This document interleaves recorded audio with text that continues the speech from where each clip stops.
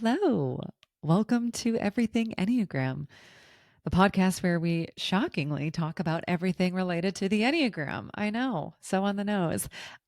I am your host, Hannah Russo, and very excited for today's episode, mostly because we are going to be covering the 9 types at a high level. And that's really the crux of what makes up the Enneagram system, looking at the 9 types and mapping out their distinct personality styles. One thing to note if you are new to the Enneagram, something that sets it apart from other personality tools is the fact that it does not look at a person's preferences or behaviors, but rather it looks at a person's core motivation, their defense mechanisms, their personality patterns of how they show up in the world. It's what's going on underneath the surface and not always what we see on the surface. That's what I was looking for. I think I feel more nervous for this episode for some reason because of how important it is to understand this component of the Enneagram. So I'm just going to name that, put it out there, and let it pass. Before I dive into the 9 types, I always like to highlight I am certified through CP Enneagram Academy, which is through Beatrice Chestnut and Aranio Pies. And I highlight that because I do want to just give them so much credit for informing the way that I have learned and understand and teach the Enneagram. That being said, one of the things that I do as a direct learning from Beatrice and Aranio is I start with the type 8 when I dive into the 9 types. I don't go one and go around chronologically.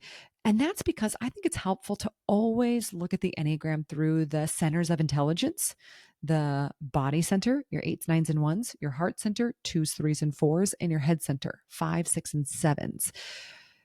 I do this because there are overarching themes that are associated with the body center, the heart center, and the head center. So it's helpful to break it out and talk about each of the centers. It also forces 7s to be very patient. It makes 7s go last, and it pulls my 9s almost all the way up to the front. They go second. So there is even more behind the why I start with my type 8s. So that being said, let's go ahead and dive in. My type 8s. All right, type 8s. Type 8s are a big personality. They are larger than life people. They bring a very big presence with them.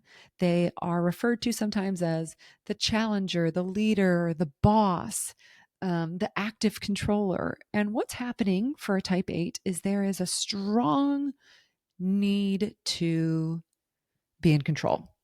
They avoid being vulnerable or weak out of a fear that they'll be taken advantage of. So they have a very strong exterior, a very strong shield that they bring into the world.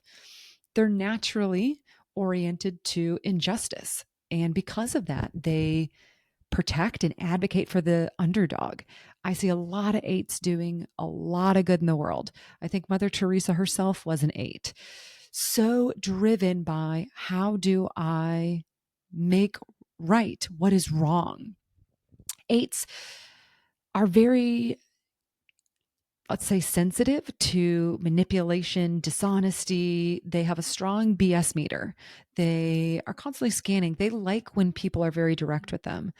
I was working with an 8 one time, and he said, I really don't like the whole sandwich thing to give feedback. I don't like someone giving a compliment and then a criticism and then a compliment. Just get to the point. Just tell me. Because if you start giving me compliments, I have a physical sensation almost as though the hair on the back of my neck goes up. I'm just waiting for you to tell me what you want to say. So just say it. And so as a result, 8s themselves are very direct in their communication style. They're very honest and upfront. I find a lot of 8s have an aversion to things like gossip. They don't like the whole concept of talking behind people's back a lot of the time. Not always, but that can be a tendency.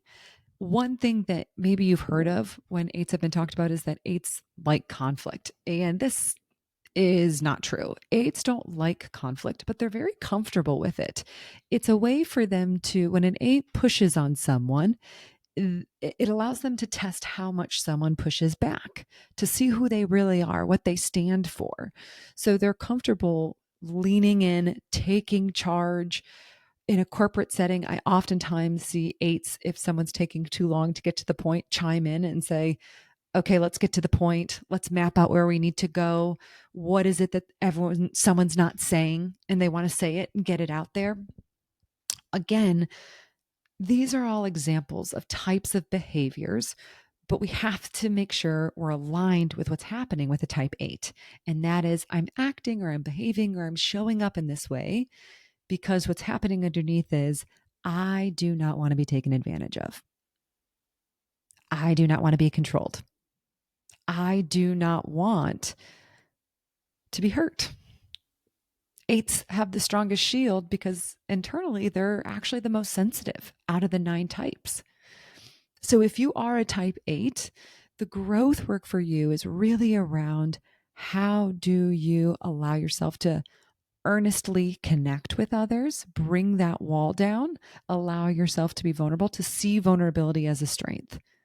And if you have an 8 in your life, I encourage you to create a safe space where that's allowed. Be honest, be direct with them. Don't beat around the bush, and that will help establish a stronger relationship between the two of you. Moving on to my type 9s. My type 9s, known as the peacemaker or the mediator, they are easygoing, kind, sweet a lot of the times.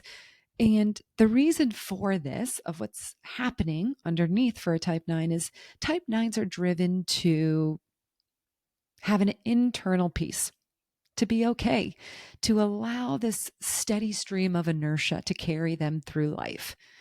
And while they do that, what happens is they go asleep to themselves and who they truly are. All their energy goes outwards towards others. They naturally see others' point of view and have a hard time seeing their own point of view. If I'm doing a session and I am going over the type 9s and I ask a type 9 on the spot, I go, so how does this relate to you?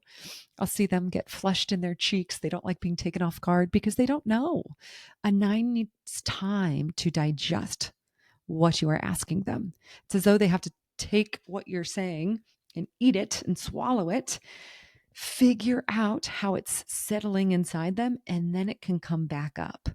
It's important with 8s to give them space because while 9s are very easygoing and nice and just a chill personality, don't be fooled. They are the most stubborn of all 9 types on the Enneagram. Yes, they're in the body center. And a 9 doesn't want to do what they don't want to do, but they also have an insane aversion to conflict that rather than outright say to your face, I don't want to do that, or that doesn't work for me, they will smile. They'll nod their head. They'll agree to the extent that I hear what you're saying, but I don't agree to do it the way you're doing it or when you want me to do it. I'll do it on my time, my own way. And that can be a little sneaky part to the type 9, a little cheeky thing that 9s do, because it's very important for them to still have control over themselves, how they show up in the world. 9s can be painted in this way, in a false way of, oh, 9s are lazy or they just don't take action or they procrastinate. When in fact, 9s can be extremely active and can do a lot and can do a lot for other people. The key is 9s aren't doing what they need to do for themselves. And let that sink in. They're not doing what they need to do, the important work for themselves. They go asleep to that. They prioritize everyone else and everyone else's needs. Unlike the type 2, which I'll get to though, is 9s aren't proactively looking for ways to help others, but if someone comes to them, they are ready and willing to help and engage. So again, the motivation of the type 9 is around internal peace. They strongly avoid conflict out of fear that it will cause separation or disconnect from other important people in their life. And that growth work for a type 9 involves finding ways to wake up to themselves, to stop merging with either their environment or their things or groups or specific people, and to really get in touch with what they believe, what they think, and to access the anger that they oftentimes really, really go to sleep to, because they are in that body center. And where eights can overuse their anger, nines go asleep to their anger. If you have a nine in your life, I encourage you to ask them questions about themselves, but give them time to process. Allow nines to show up and be fully themselves. Let them go first. Help them to prioritize themselves, because that can be very, very challenging for our nines. And then our last type in the body center are type ones. Our type ones, known as, sometimes they're referred to as the perfectionist, other times the reformer. I think that it's important to understand subtypes when it comes to this, but I'll get into that in another episode. Type ones are oftentimes individuals that show up and they see the world how it could be, how they want it to be. They see the world in black and white, and they think if everyone just did their part, we could live in such a good world. They see the goodness that can exist in someone, and they want it to be so. They scan the world for how something can be improved and make it better. As a result, they naturally see things that are wrong or errors. I'll never forget, I was doing a presentation, and I'm not a details oriented person at all, and I'm dyslexic. So it's, ugh. When I have to type something up, it is rough. And a type one came up to me after the session and said, very good job. He was very professional. And he goes, but I did notice that sometimes you do one space after a period and other times you do two spaces, and it was very inconsistent. And I was like, thank you. I did appreciate that feedback. It was a way that I could make my presentation more effective, because for this type one, he really couldn't see past the mistakes that were right in front of him, the things that could be made better. Now, why ones show up this way is because what's happening inside is ones, it hurts my heart when I say this. Ones feel like they are not good. They are constantly fighting this battle that they might be morally corrupt. And so they are extremely harsh on themselves. They have a very, very strong inner critic narrating what they could have done better, how they could have improved. It is just this constant metronome of ticking, ticking, ticking. And so for the type one, as a result, they are always striving to do better. They are principled and methodical and logical. But again, they're in our body center, so they're oriented to anger, which can be really challenging for them because anger is bad and they are fighting so hard to not be bad. So they allow anger to come out in repressed forms like annoyance and irritation. Oftentimes, ones will have a lot of noises that they'll make, like a or a grunt or something, because that feels more acceptable to how they can allow their anger to show up. So if you are a type one, give yourself so much grace. Allow that to pass over you, because you are good. If you have a one in your life, I would encourage you to speak that over them. Let them know, hey, I don't like how you're treating my friend right now. It's not kind. And I know you are a kind, good person. And so that wraps up our body centers, our eights, our nines, and our ones, of really what they're motivated by, what they avoid, and how they show up in the world. Moving into our heart center, we start with our type twos, which I myself am a type two. So twos tend to be very warm and empathetic and friendly and complimentary. They can be endlessly giving of themselves to help others. But what's going on underneath the surface is a need for the type two to be loved. a need to be needed, a need to be important. There is a fear that I am not lovable. I am not enough. I am not ever going to be worthy of love from other people. And so, as a way to get that love, they give it, and they give a lot of it through gifts and acts of service and compliments to try to get that, what they are missing inside. Oftentimes, twos can be described, I think, a little too simplistically, as though they're just this, kind woman on the block that after you have a baby is going to show up with a basket of muffins. I will say I do that for my neighbors. That is something I do, but it's not true of all twos. Really, what's happening is twos want to feel like they are loved. And they don't know how to feel that without giving endlessly of themselves. So the work for the type 2 becomes recognizing and seeing this give to get pattern in your life. Recognizing when you're giving to get something in return, because it is very, very unconscious for a type 2. A lot of times type 2s will hear that and they'll go, no, I really do love doing this. I really do love loving people.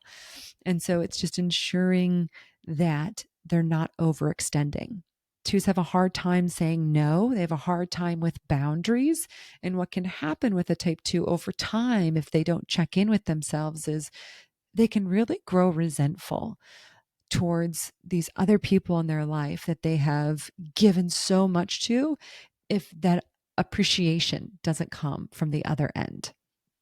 And that can be tricky because a lot of the times the receiving person doesn't always ask for everything that the type 2 gives.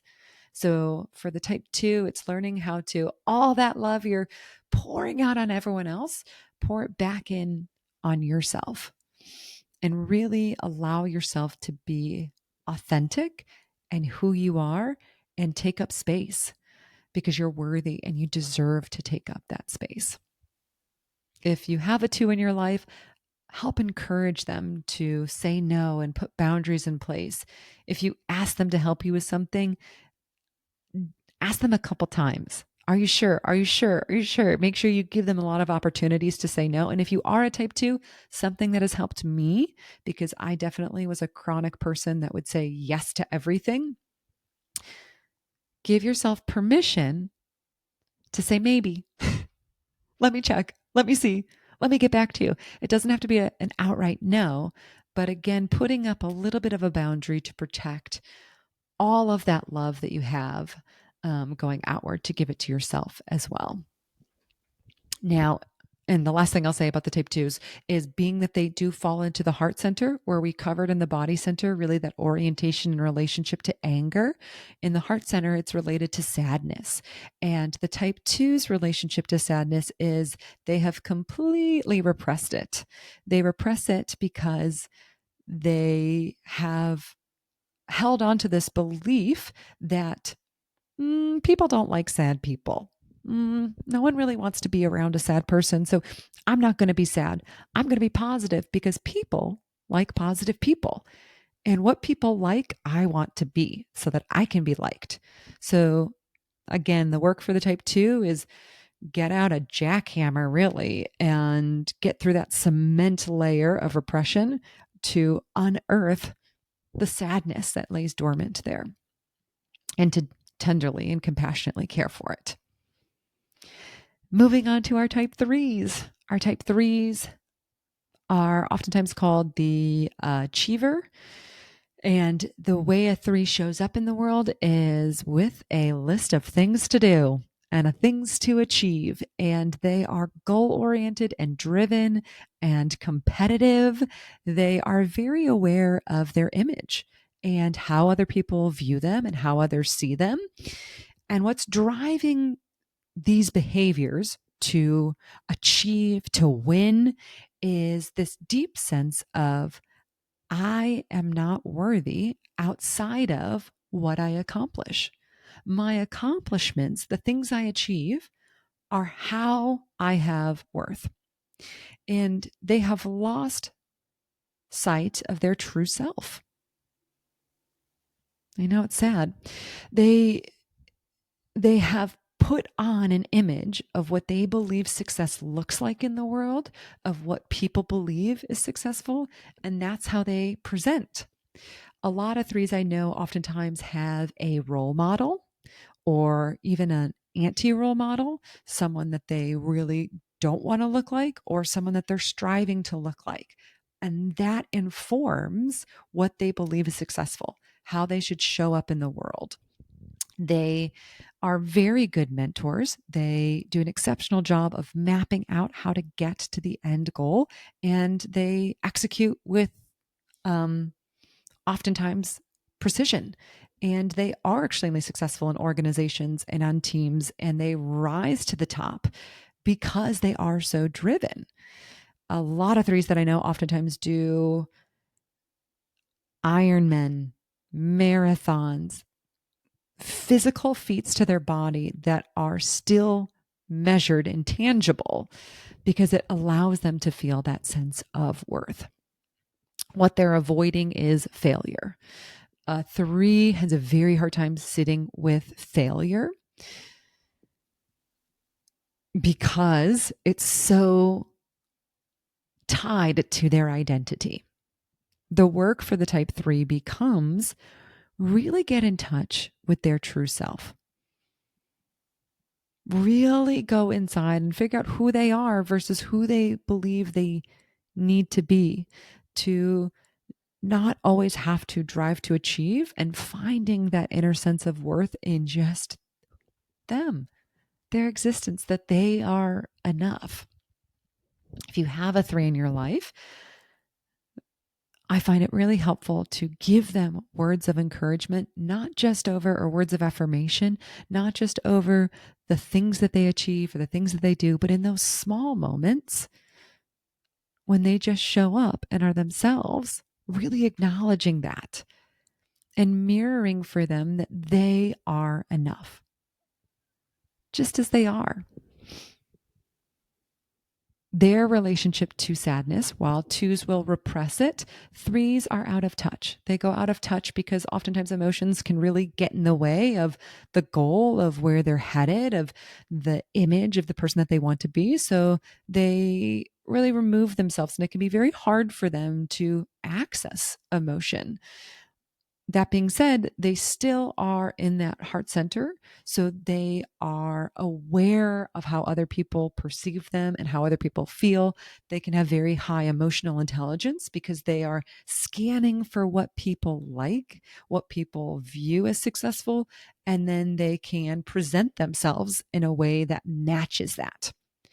A distinction I'll make is twos are really a shapeshifter. And when I say shapeshifting, I mean, hey girls, I love Lululemon and doing avocado toast for brunch. And then, oh my gosh, did you watch the most recent episode of My Hero Academia? Because I love anime. It is, I will shapeshift to whatever group I'm in or whatever interests they have. I have those interests.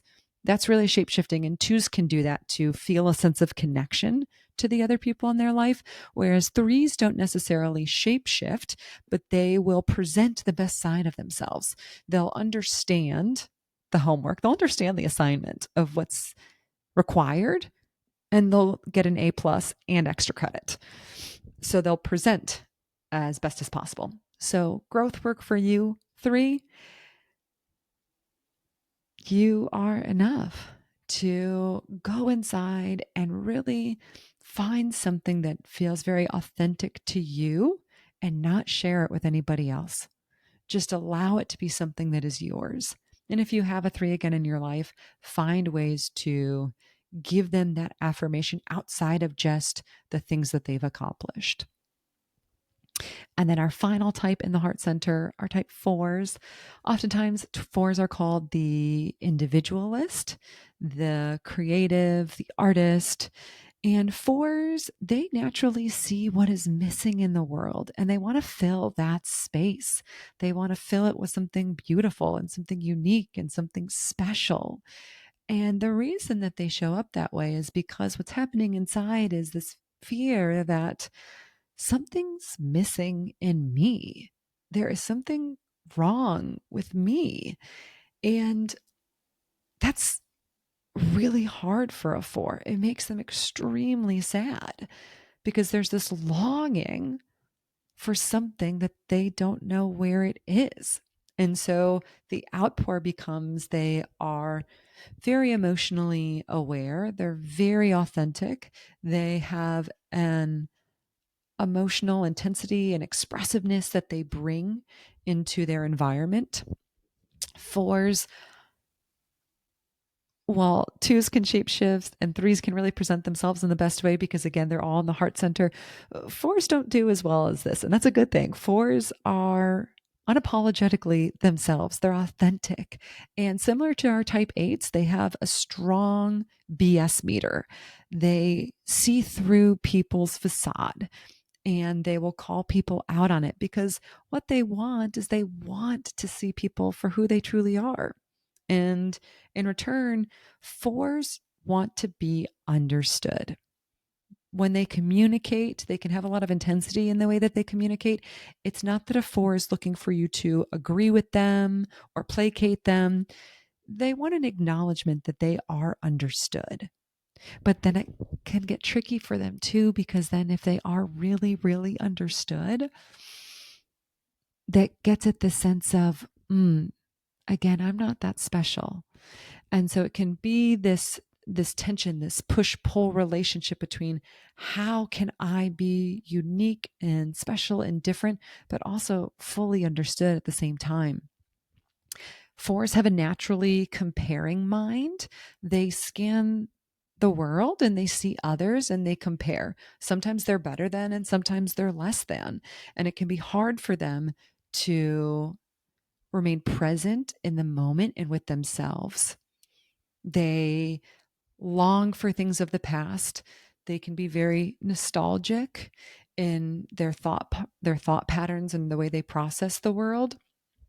And when it comes to the emotion of sadness specifically, they can overdo their sadness. So 2s are repressing it, 3s are out of touch with it, and 4s can overindulge with it. 4s can over identify with their feelings.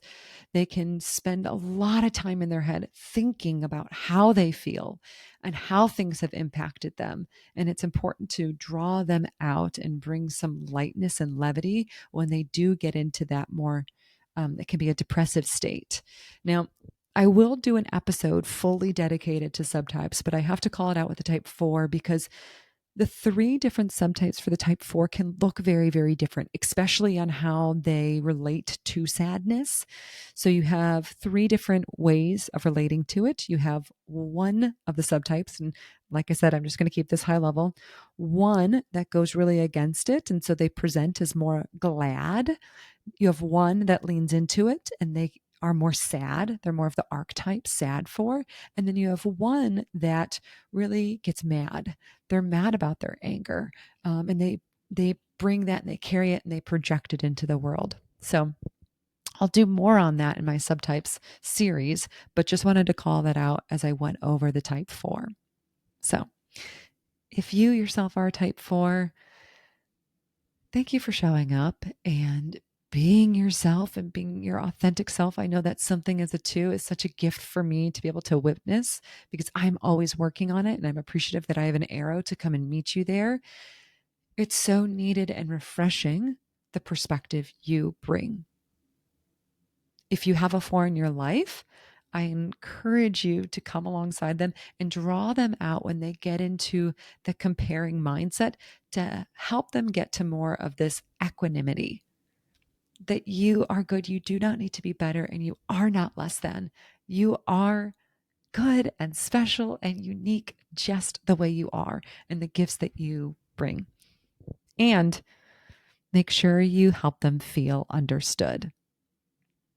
So that closes out our segment on our 3 different heart types. And so finally, I'll go into the head types and I'll close out with our 5s, our 6s, and our 7s. So our type 5s, the investigators, oftentimes what it's referred to as, or the observer.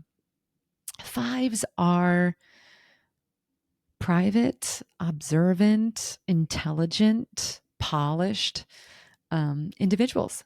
They are people that have really strong boundaries. And why they show up this way is because there's a real motivation to be capable, to be self sufficient. The fear is I will be incapable. I'll be completely helpless and I will be depleted. My resources, i.e., my time, my energy, my money, my everything will be depleted if I allow too many people in. It's a very finite way of thinking and seeing in the world, but fives have, imagine a gas tank on a car. And when they wake up in the morning, let's say they had a great day, a good night's sleep, and they wake up and their tank is full. Throughout their day, every single interaction starts to deplete that tank. And typically by the end of the day, there is a need to be able to go in and recharge. Fives do an excellent job putting up boundaries of knowing where they can and cannot give. They are very private people. It can sometimes my two energy, my two presence can feel very invasive with questions about what do they like, what are they doing this weekend, and fives want to make sure that the people they let in their life aren't going to require or take too much from them because there is a fear. We're now in the head center and we're oriented to fear. There is this fear that I'll be completely depleted. I will have nothing left to give, and that will leave me helpless. And so they desperately fight against it. They are naturally in a more withdrawn stance and they find knowledge and information a way to keep them safe in the world. So fives are oftentimes very, very well read. They know what's going on in the world, but they don't read this information to share it with others.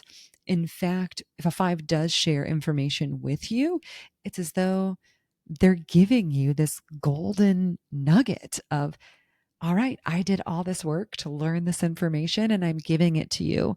And something that can feel really hard for a five is they give you this information and you slap it away or you don't take their advice on something.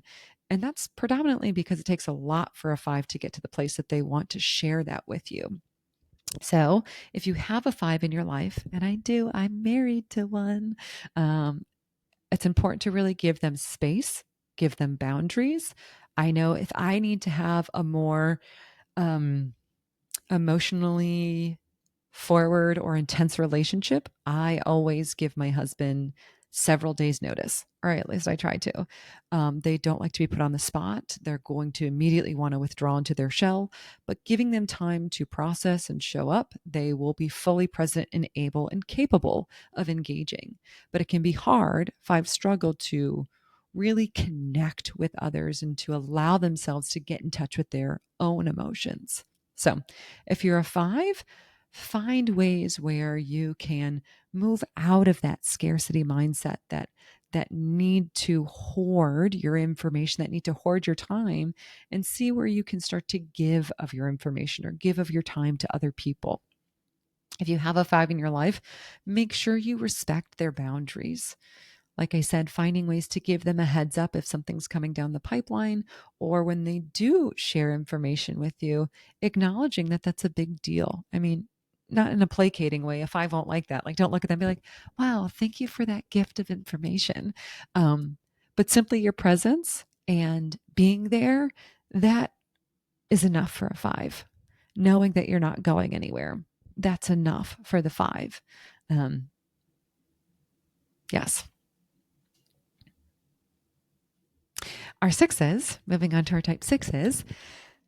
Oh, sixes, the way they show up in the world, they are loyal. They are naturally curious and excellent problem solvers.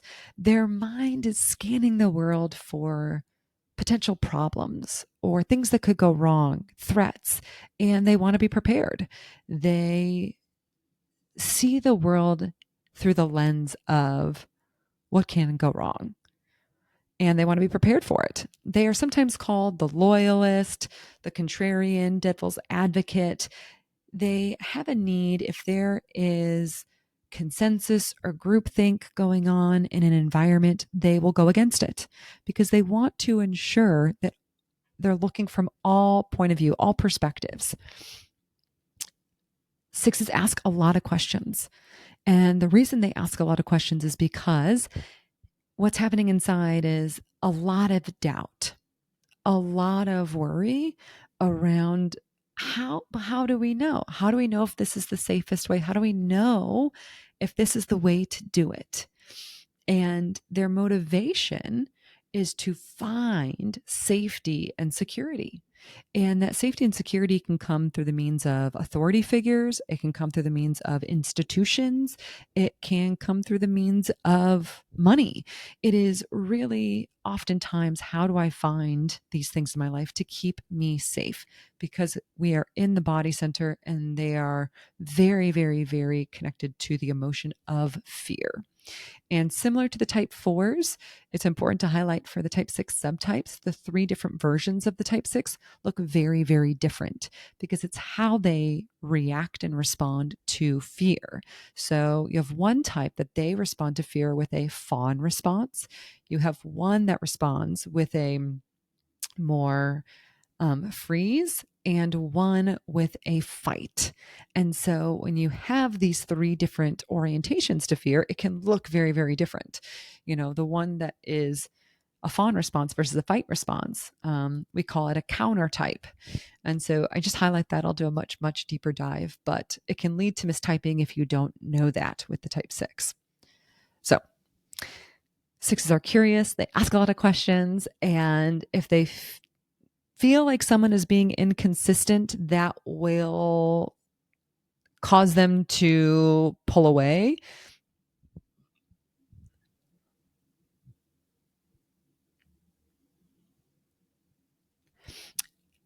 It's important for 6s to recognize and realize how much courage they truly have inside of themselves and do the work of getting in touch of making their own decisions and not outsourcing it to other individuals or sources, and to really learn how to trust themselves, because that can be very challenging for a type 6. 6s can have a worst case scenario mindset, but I've also found that 6s are funny. There can be this really dark sense of humor. I was doing a workshop and we were doing an activity where they were on a survival island and they had to select certain items. And I remember it was a 6 on the team, and the 6 goes, we might want to bring a rope just in case anyone feels the need to, you know. And there was a 7. There was a 7 in the group that went, I'm out. I'm not doing this. I'm not a part of this team.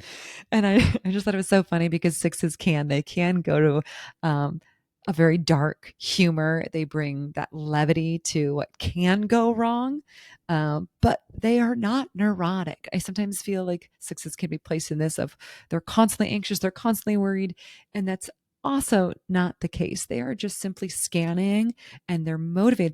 The reason why they are doing that is to ensure that they are safe, that they are okay, that they're going to survive. So if you are a 6, that work becomes, how do you answer more questions for others and do that work of finding ways to trust yourself, to trust your own decision making. 6s are extremely loyal. And so while they'll take a while to figure out friend or foe, once they are friend, they're really in that bucket forever. I know working in corporate organizations, a lot of times 6s are at companies for years, 15, 20, 30 years. And they really go all in. So if you have a 6 in your life, find ways to encourage them to trust themselves, trust the courage that they have inside. And then finally, okay, 7s, you did it. We made it. All right, my 7s. 7s are called the enthusiast or the epicure. the adventurers. The way a seven shows up in the world is fun. Sevens are fun and interesting and constantly trying to plan for the next possible thing that they can do. They are showing up this way because the motivation is to escape anything that could be uncomfortable, anything that could be painful, any type of limitation. When a seven, and this is a metaphor, when a seven shows up in a house, they are scanning for where is that door. When a seven enters into a situation, they need to know that there is an out. And once they've established there is that out, they're more comfortable and they're ready to stay in that environment. But there is a real fear that they will get trapped in whether it is a feeling or an experience that's painful and they can't get out. It is like this quicksand that will just suck them down. So their mind is constantly thinking of and planning for possibilities, and they're very focused on the future of what can come. And that can be trying to escape the here and now. So it's important for sevens to realize that saying no and giving yourself a limit is an option. You're limiting yourself. Listen to this. You're listening. Listen to this. This one's good. You're limiting yourself by not allowing yourself to say no. I know, mind blown, right? You're limiting yourself by not allowing yourself to have limits. And so sevens, I find on teams, they are visionaries. They are enthusiastic. Their mind moves so quickly that they're really good at coming up with metaphors. They're funny and they're quippy.